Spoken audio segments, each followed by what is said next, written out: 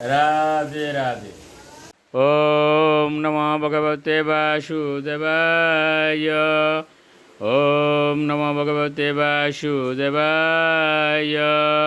ওম নমো ভগবতে বাসুদেবায়। শ্রীমদ্ ভাগবত চতুর্থ স্কন্দ পুষণম সপ্তম অধ্যায় যজ্ঞের যজ্ঞানুষ্ঠান। শ্লোক 46। তম পুরা গাম রসয়া মহাশুকরু দ্রমষ্ট্রয়া পদ্মিনীম বারেন্দ্রুয়তা স্তুয়মান নদন লীলয়া ইউবির ভুজ্য অর্থ ত্রয়ী গাত্র যজ্ঞ ক্রতুঃ। অনুবাদ: হে ভগবান, হে মূর্তিমান বৈদিক জ্ঞান, বহুকাল পূর্বে মহান বরাহ অবতারে আপনি পৃথিবীকে জল থেকে উত্তোলন করেছিলেন, ঠিক যেমন একটি অস্থি অনায়াসে সরোবর থেকে একটি পদ্মফুল উত্তোলন করে।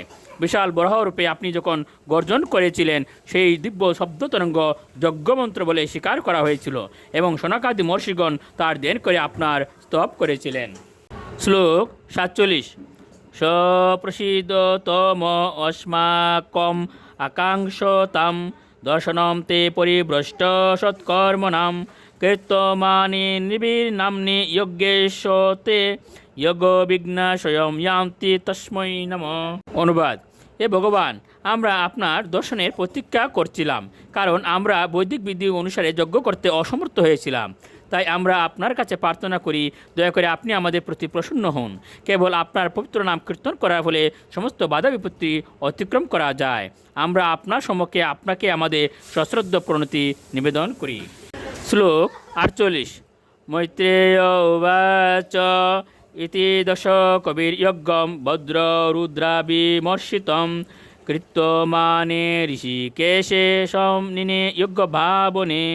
অনুবাদ: শ্রী মৈত্রেয় বললেন, সেখানে উপস্থিত সকলের দ্বারা এইভাবে ভগবান বিষ্ণু বন্দিত হওয়ার পর দক্ষ শুদ্ধ অন্তঃকরণে পুনরায় যজ্ঞানুষ্ঠানের আয়োজন করেছিলেন, যা শিবের অনুচরদের দ্বারা বিধ্বস্ত হয়েছিল। শ্লোক 49। ভগবান সেন ভাগেন সর্বাত্মা সর্বভাগভুক দক্ষম ববাস আবাস্য প্রিয়মান ইবানগ। অনুবাদ: মৈত্রেয় বললেন, নিষ্পাপ বিদুর, ভগবান শ্রীবিষ্ণু হচ্ছেন প্রকৃতপক্ষে সমস্ত যজ্ঞফলের ভোক্তা, কিন্তু তা সত্ত্বেও সমস্ত জীবের পরমাত্মা হওয়ার ফলে তিনি কেবল যজ্ঞে তার অংশ প্রাপ্ত হয়েই সন্তুষ্ট ছিলেন। তিনি তাই প্রসন্নভাবে দক্ষকে সম্বোধন করে বলেছিলেন। শ্লোক 50।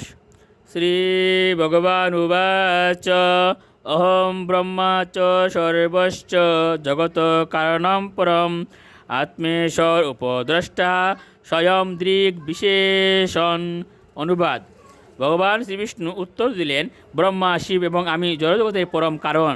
আমি পরমাত্মা স্বয়ং সম্পূর্ণ সাক্ষী, কিন্তু নির্বিশেষভাবে ব্রহ্মা, শিব এবং আমার মধ্যে কোনো পার্থক্য নেই। রাধে রাধে।